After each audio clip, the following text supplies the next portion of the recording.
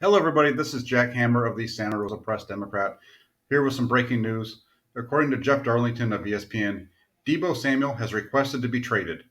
Trading Samuel would be the second time in 3 offseasons in which the 49ers have moved on from one of the best players on the team over a contract dispute.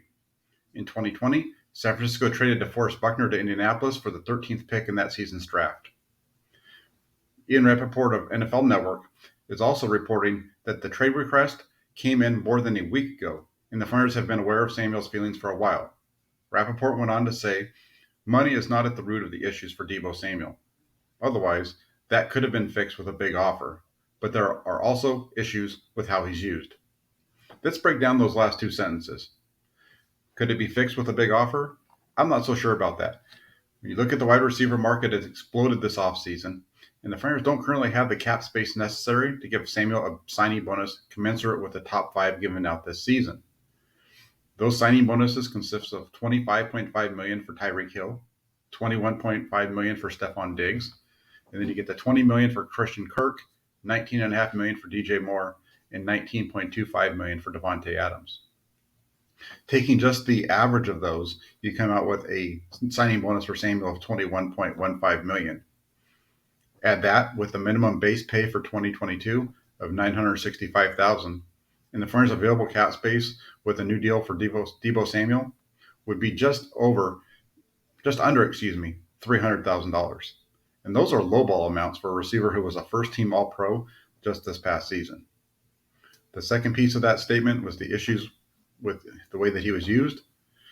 Going back throughout this offseason, there's been reports of the 49ers having to deal with the complexity of Samuel's contract negotiations due to the position he plays.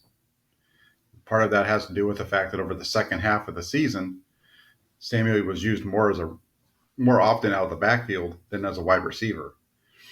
So that line really, to me, it screams that the Flyers are trying to lowball Samuel due to his use in the running game. Or it could be that the receiver just wants to be that, a wide receiver. Samuel was on pace for over 1,700 receiving yards through the first half of the 2021 season. It wasn't until the Flyers began using him in the backfield and cut his targets in half that his numbers began to fall. Those numbers, though, followed and jumped right back up when the targets came back in Week 16 against Tennessee. So where do the Flyers go from here? Well, here's what we know. The NFL draft starts a week from tomorrow. If they choose to consent to Samuel's trade request, the move is going to happen over this next week. Don't see the 49ers moving off of Deebo Samuel after Friday of the NFL draft. So look for that to occur between now and probably next Thursday. I would assume that the 49ers are going to try to get, if they do decide that they want to move on from Deebo Samuel or will move on from Deebo Samuel, they're going to want to get some first-round draft picks. So it's most likely that we'll hear something over the next week, maybe early Thursday before the draft starts.